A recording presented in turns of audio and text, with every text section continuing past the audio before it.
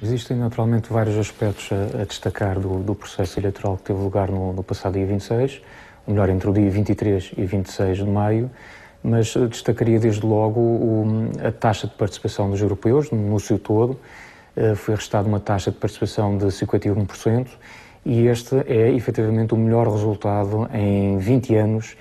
ao nível da participação nas eleições europeias. Aliás, se nós tivermos em conta a primeira eleição, que ocorreu há precisamente 40 anos atrás, em 79,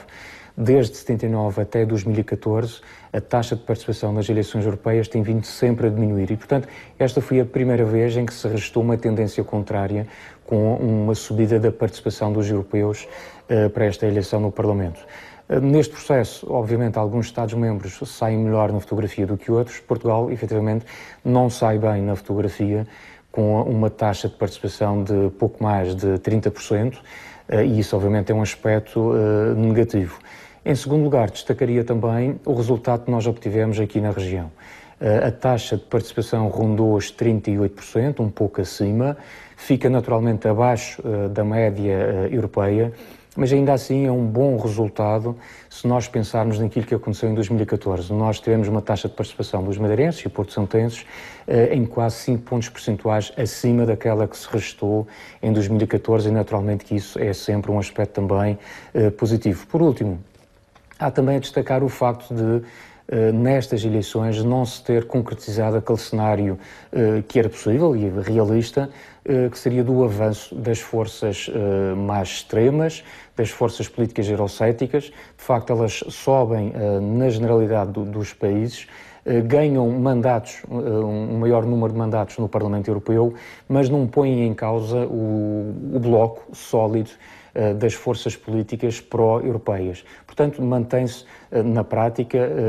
os dois principais grupos políticos, as duas grandes famílias políticas, o PPE e o SD, embora ambos tenham perdido lugares no Parlamento Europeu, de certa forma compensados com a subida dos liberais, que são agora a terceira força política no Parlamento Europeu, e também dos verdes, que passaram a quarta força política e que, aliás, tiveram uma subida bastante significativa na generalidade dos países europeus. O passo seguinte será agora eleger o Presidente da Comissão Europeia. Como se sabe, para a eleição do Presidente do Conselho terá que se ter em conta o resultado das eleições, portanto serão os grupos políticos que tiveram mais peso nestas eleições que apresentam o seu candidato principal e, portanto, será agora o Conselho Europeu, os chefes de Estado e de Governo, a ter reuniões. Já tiveram, de resto, um encontro informal esta semana e terão uma cimeira depois em junho, 20 e 21 de junho, na qual, em princípio, deverão então apontar um nome que sugerem para Presidente da Comissão Europeia, algo que terá que ser feito por maioria qualificada. A partir daí, uma vez encontrado esse nome, que seja de acordo